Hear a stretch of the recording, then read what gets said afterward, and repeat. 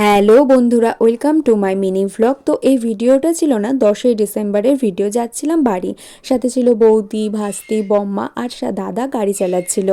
সেদিন না আমরা বেরিয়েছিলাম ওই 9টা-10টা নাগাদ, কিন্তু চারপাশটা দেখে মনে হচ্ছিল আমরা মনে হয় ভোর 4টে-5টায় রওনা দিয়েছি।